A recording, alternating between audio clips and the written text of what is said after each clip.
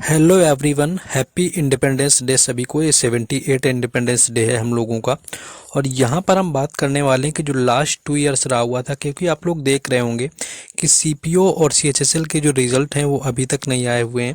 तो इनके फिजिकल कब तक होंगे, सबसे बड़ी बात है। जब इनका रिजल्ट अभी तक नहीं आ रहा है तो फिजिकल इनका कब तक होगा। और जो लास्ट 2 ईयर थे हमारे, चाहे वो सीएचएसएल का एग्ज़ाम हो, चाहे वो सीजीएल का आपका हो, या फिर मान लीजिए सीपीओ का एग्ज़ाम हो, इनके रिजल्ट डेट में एसएससी ने कितना टाइम लिया हुआ था। बाकी सबसे मैं फास्टेस्ट बोलूँ तो 2023 का जो पीरियड था वो सबसे ज़्यादा फास्ट रहा हुआ था आपका रिजल्ट देने के मामले में। चाहे कोई भी काम में हो, एसएससी का जल्दी हुआ था। और दूसरी बात करने वाले हैं कि वैकेंसी इंक्रीज हो सकती है क्या, ये रीज़न हो सकता है हमारे रिजल्ट को डिले करने को लेकर के। एग्ज़ाम डेट की बात करें तो एग्ज़ाम डेट आ रही हैं, यानी कि आपके एमटीएस की भी आ गई, सीजीएल की भी आ गई, सारी की सारी एग्ज़ाम डेट पर एग्ज़ाम डेट आई जा रही हैं। लेकिन रिज़ल्ट के बारे में कोई भी अपडेट यहाँ पर नहीं दी गई है। सारी जो बातें हैं इनके बारे में यहाँ पर मैं लॉजिकल बातें करने वाला हूँ। आपके कितने डेज़ का यहाँ पर आपको टाइम दिया गया था, आगे आपका कितना टाइम हो सकता है, या फिर आपकी वैकेंसी इंक्रीज हो सकती है, या फिर कोई और चांस है। एसएससी जीडी के फिजिकल का भी वही हाल है, इतना टाइम हो गया लेकिन जीडी का फिजिकल नहीं कराया गया। देखिए, क्योंकि जो जीडी का फिजिकल करवाएगा वही हमारा सीपीओ का भी फिजिकल करवाएगा। कराने वाली फोर्स तो हमारी सीएपीएफ ही है, दोनों के लिए सेम ही है, कोई अलग से नहीं बननी है। तो चलिए शुरुआत करेंगे, लेकिन उससे पहले आज जो लास्ट डे का ऑफर है टेक्स्ट बुक का, मैं उसके बारे में बता दूं कि आज़ाद सपनों का पास जो चल रहा है टेक्स्ट बुक का पर यहाँ पर, जो कि आपका कल से शुरू हुआ था आपका 15 अगस्त के उपलक्ष्य में। और टेक्स्ट बुक जो लोग नहीं जानते उनको मैं बता दूं कि मॉक टेस्ट के मामले में नंबर 1 प्लेटफॉर्म है आपका, जिसमें अगर आप मेरा कूपन कोड राज10 यूज करेंगे तो आपको 307 यानी कि 307 रुपये में पूरे 1 साल के लिए मॉक टेस्ट बुक का मिलता है। और ये एक ऐसा टेक्स्ट बुक का मॉक है जिसमें कि आपको पास प्रो में सारे ही एग्ज़ाम, कोई भी एग्ज़ाम हो, आपका सीजीएल हो, रेलवे हो, डिफेंस हो, बैंकिंग हो, एमटीएस हो, यानी कि 650 प्लस एग्ज़ाम के मॉक टेस्ट इसके अंदर मिल जाते हैं। यानी किसी भी एग्ज़ाम की प्रिपरेशन करना है, एक बार मॉक लेना है, 307 रुपये में पूरे 1 साल के लिए आपको मिल जाएगा। आज लास्ट डे है, कोशिश करिए कि इसको आज ही परचेज कर ले, नहीं तो आपका आज से जो रात से इसका प्राइस है वो 599 यानी कि 599 तक इसका प्राइस आज रात से हो जाएगा। लास्ट डे है सेल का, बेहतरीन ऑफर है। 307 में परचेज करने का लिंक मैंने डिस्क्रिप्शन में दिया है और कमेंट बॉक्स में भी पिन कर दिया। कूपन कोड आपको पता ही है राज10 है। एसएससी एमटीएस की मैं बात करूं, हवलदार मॉक टेस्ट के लिए देखिए यहाँ पर 694 केवल टोटल मॉक टेस्ट है केवल एमटीएस के लिए। आप देख सकते हैं 12 से ज़्यादा लैंग्वेज में हमारा मॉक टेस्ट ये अवेलेबल है। और 348 के यानी कि 3.5 लाख तक लोग हैं जो कि सिर्फ एमटीएस एग्ज़ाम के लिए एनरोल किए हुए हैं।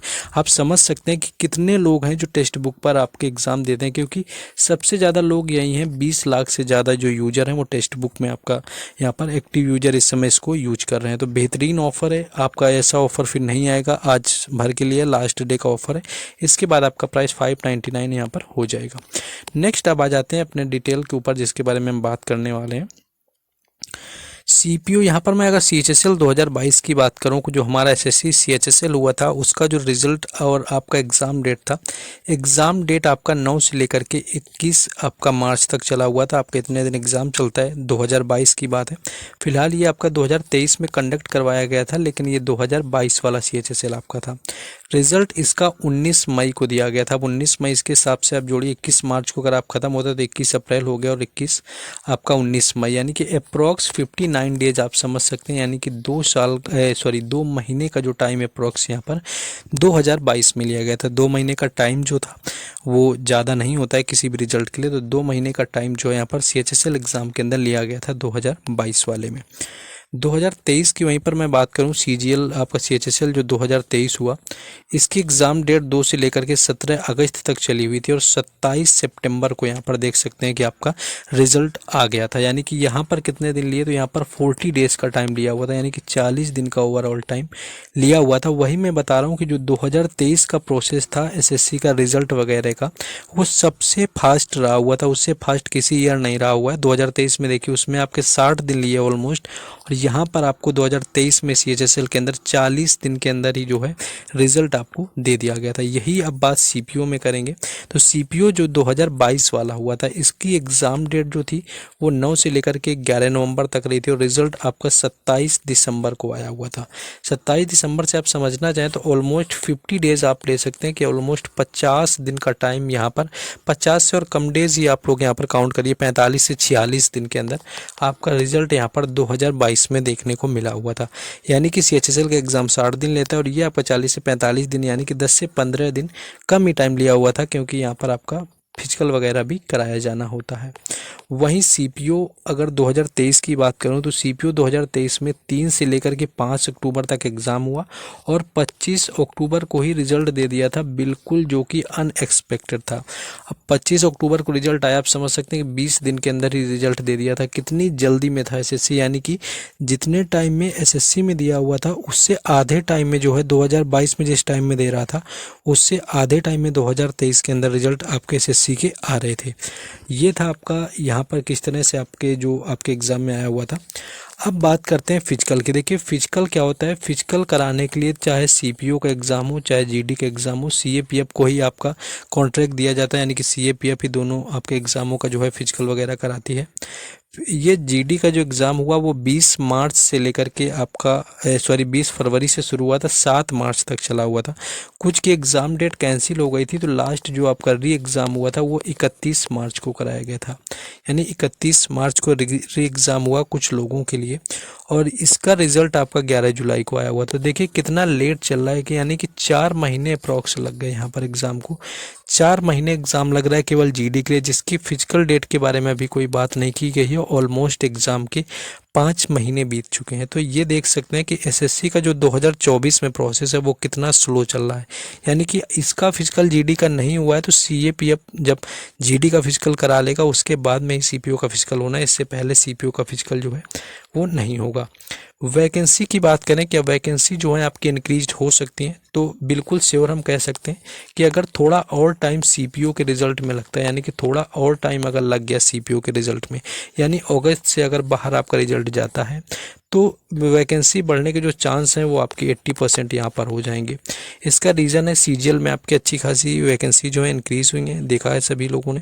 और GD की वैकेंसी भी आपकी लगभग आपकी समझ सकते हैं कितने ज़्यादा बढ़ गई थी, 20,000 से ज़्यादा वैकेंसी इंक्रीज़ करी गई थी।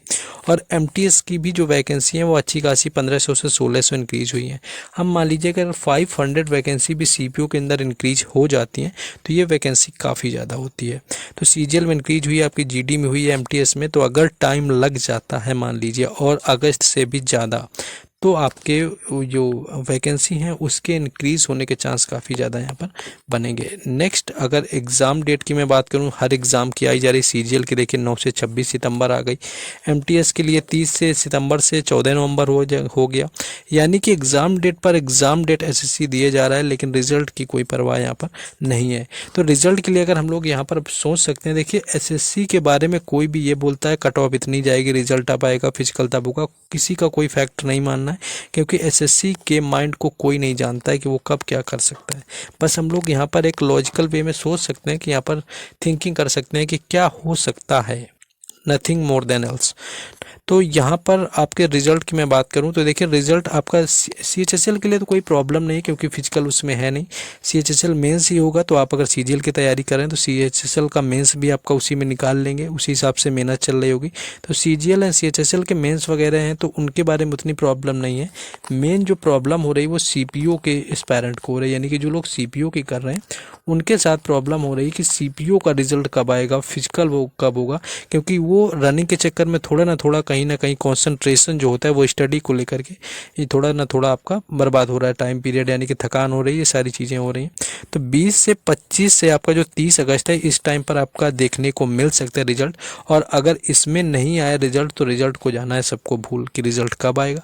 अपने काम पर फोकस करिए, बाकी चीज़ें मत सोचिए, क्योंकि फिर उसके बाद 60 दिन से ज़्यादा टाइम के बाद SSC के बारे में कहा नहीं जा सकता। हाँ, हो सकता है कि उसके बाद वैकेंसी ज़रूर इंक्रीज़ कर रहा हो, तभी इतना टाइम ले रहा है। तो अगस्त के महीने में यानी कि लास्ट अगस्त तक अगर आपका नहीं आ रहा है रिज़ल्ट तो उसके बाद ज़्यादा परेशान नहीं होना है। फिर उसके बारे में किसी कोई कुछ भी कहता है, किसी के द्वारा कहा नहीं जा सकता कि रिजल्ट आपका कब आएगा।